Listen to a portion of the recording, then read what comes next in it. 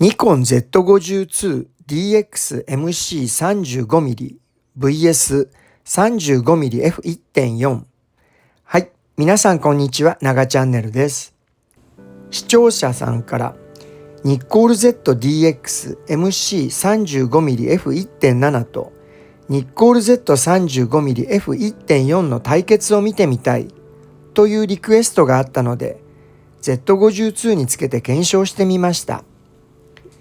ニッコール ZDX-MC35mm F1.7 は DX 用で唯一のマイクロレンズです。最短撮影距離は16センチです。レンズの先端から7センチまで近づいて撮ることができます。最大撮影倍率は 0.67 倍で 35mm 版換算で等倍の撮影が可能です。F1.7 の明るい標準レンズでありながらマクロ撮影もできるのが特徴です。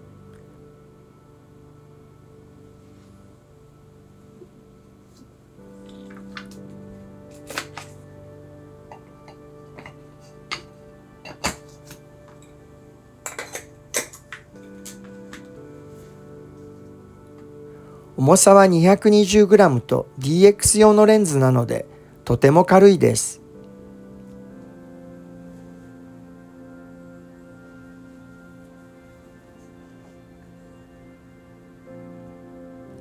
ニッコール Z35mm F1.4 は FX 用の広角レンズです。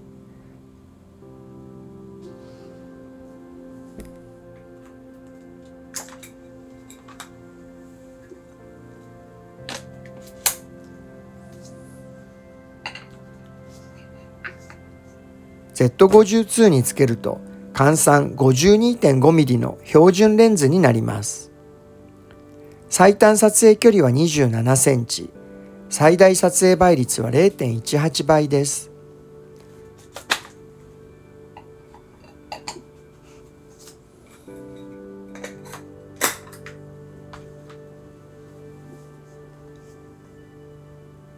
重さは 415g のごく普通のレンズです。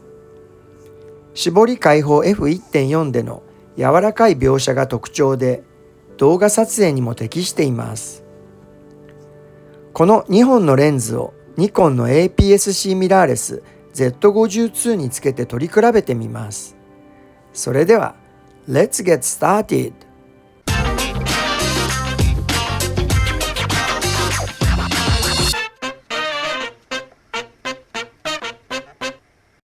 長チャンネル。1、マクロ撮影。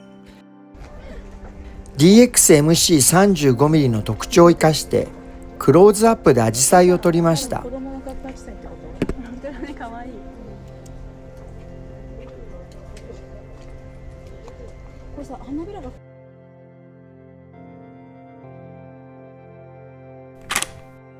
左が絞り開放ですが、実光 F 値 F1.9、右は F2.8 です。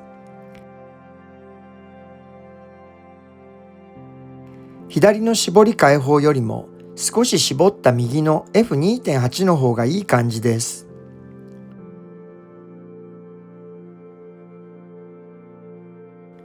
35mm F1.4 で同じようにアジサイをクローズアップしました。左が絞り開放 F1.4、右は F2.8 です。やはり右の F2.8 の方がいい感じです。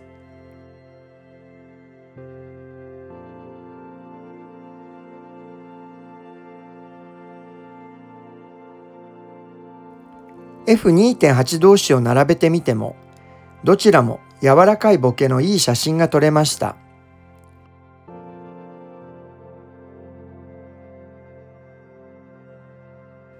最短撮影距離まで近寄ってみます。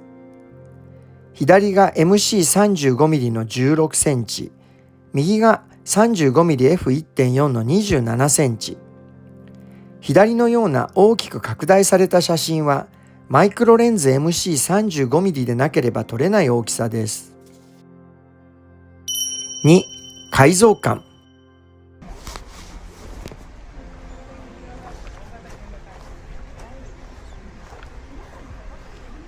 かやぶき屋根を撮影して改造感を調べました。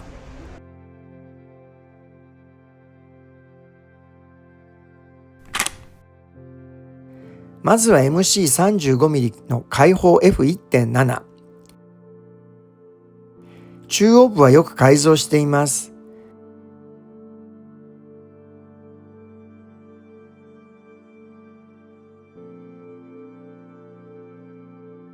周辺部に向かってなだらかにボケています。周辺部に画像の流れはありません。MC35mm の F2.8。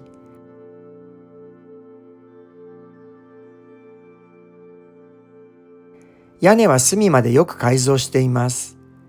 背景の緑は緩くボケています。SNS で DXMC35mm のボケは硬いという情報を見ましたが、柔らかく自然なボケです。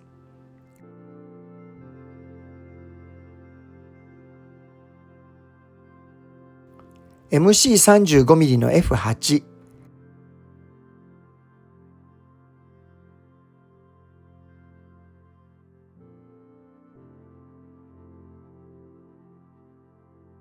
背景の緑まで改造してほぼパンフォーカスになっています。次に 35mm の F1.4 の開放 F1.4。中央部はよく改造しています。周辺部に向かってなだらかにボケています。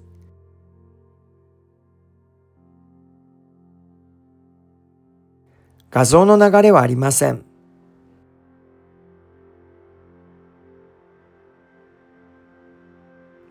35mm F1.4 の F2.8。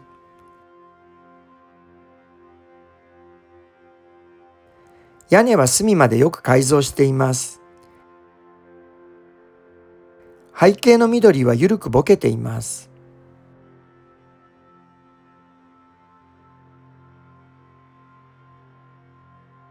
35mm F1.4 の F8。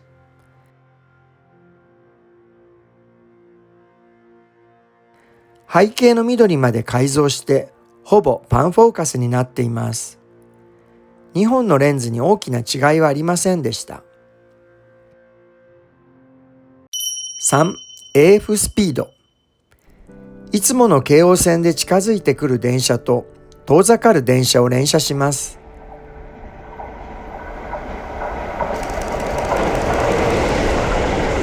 秒間5コマの高速連続撮影でピントを合わせ続けられるかチェックします。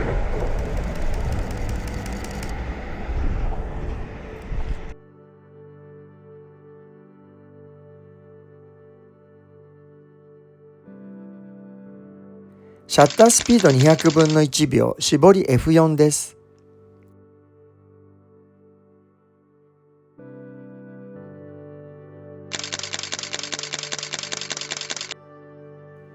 まずは MC35mm。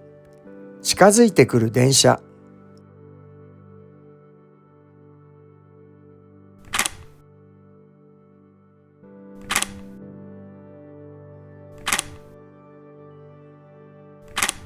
すべてピントが来ています。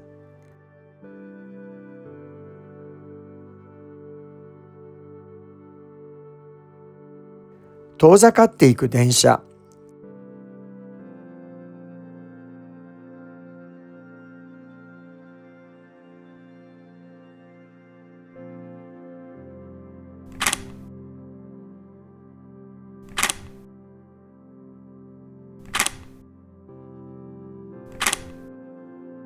すべてピントが来ています。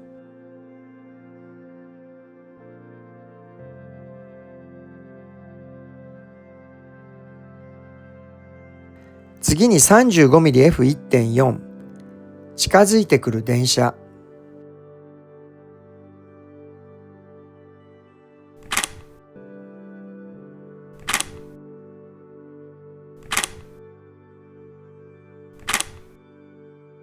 すべてピントが来ています。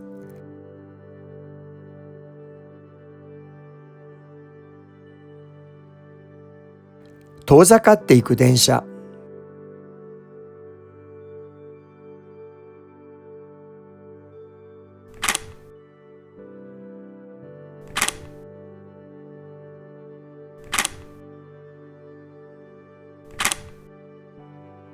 すべてピントが来ています。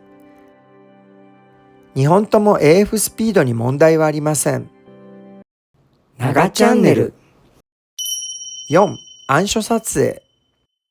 APS-C ミラーレスカメラにはボディ内手ブレ補正機構が入っていません。2本のレンズともレンズ側に VR が入っていないので、手ブレには注意が必要です。シャッタースピード30分の1秒 ISO オートで手持ちで撮影しました。まずは MC35mm。左上が F1.8 ISO3200。右上が F2.8 ISO8000。左下が F4 ISO12800 です。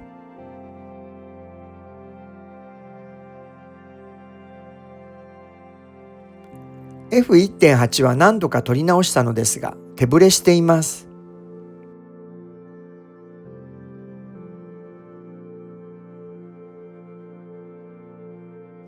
背景は F1.8 が一番綺麗にボケています。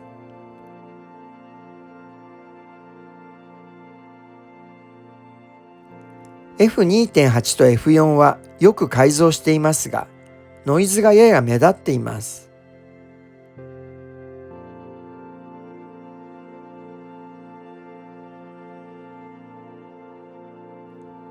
次に 35mmF1.4。左上が F1.4 ISO900。右上が F2.8 ISO3600。左下が F4 ISO7200 です。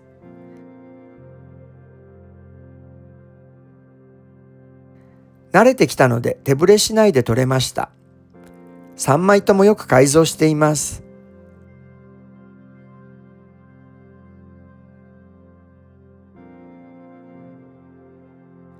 背景は F1.4 が一番綺麗にボケています。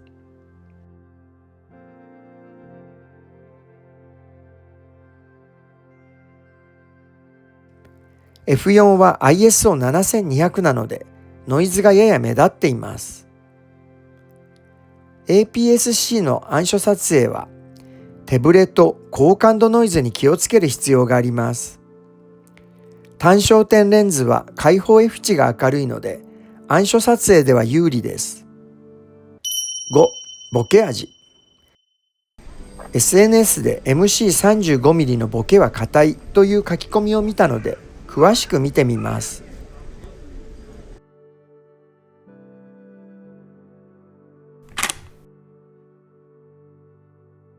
まずは MC35mm。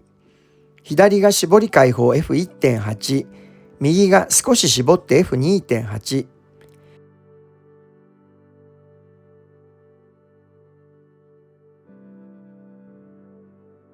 絞り開放でもよく改造しています。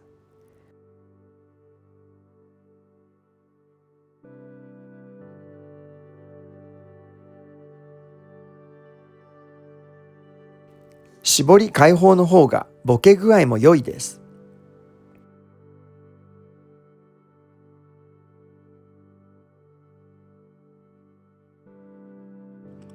次に 35mmF1.4。左が絞り開放 F1.4、右が少し絞って F2.8。少し絞ると格段に解像度が上がりますが、絞り開放でも十分改造しています。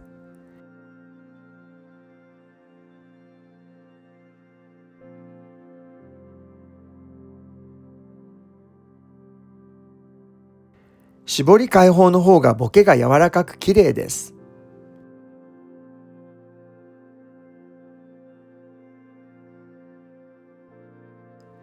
左が MC35mm 絞り開放 F1.8、右が 35mmF1.4 絞り開放 F1.4。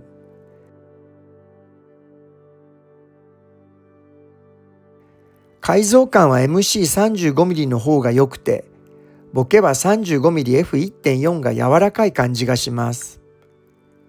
別のカットで比べてみます。まずは MC35mm。左が絞り開放 F1.8、右が少し絞って F2.8。絞り開放から切れ味の良い改造感です。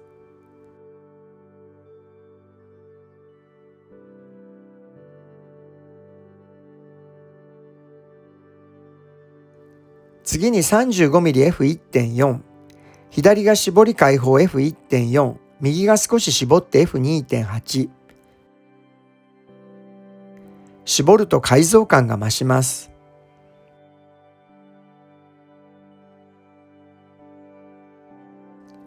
左が MC35mm 絞り開放 F1.8、右が 35mmF1.4 絞り開放 F1.4。MC35mm の特徴は、絞り開放から改造感が高く、気持ちの良い切れ味です。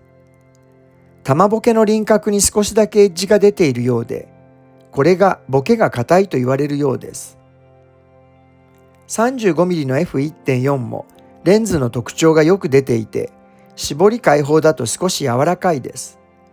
その柔らかさが綺麗なボケには適しています。6、玉ボケ。玉ボケの形を比べてみます。まずは MC35mm、左が絞り開放 F2、右が少し絞って F2.8。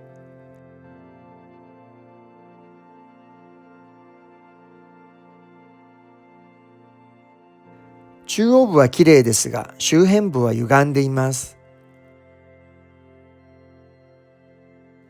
絞り開放ではレモン型で、少し絞っても丸にはなりません。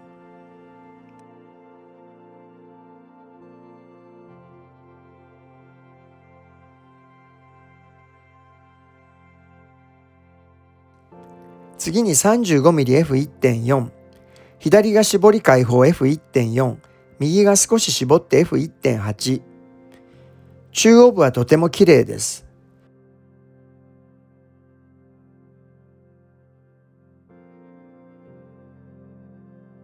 周辺部もほとんど歪みはありません。絞り開放 F1.4 の玉ボケはとても綺麗です。少し絞って F1.8 にするとやや角張ってきます。玉ボケは 35mmF1.4 の圧勝です。これからマクロ撮影に挑戦したいとか、花をクローズアップで撮りたいという人は、マイクロレンズ DXMC35mmF1.7 が最適です。ボケよりもキレキレの改造感を求める方も DXMC35mmF1.7 が適しています。ボケの質にもこだわりたいとか、シネマティックな写真を撮りたいという人は、フルサイズ用ですが Z35mmF1.4 が最適です。絞り開放の玉ボケは美しいですし、少し絞れば高い改造感も得られます。次回の動画までぜひチャンネル登録をしてお待ちください。ご視聴ありがとうございました。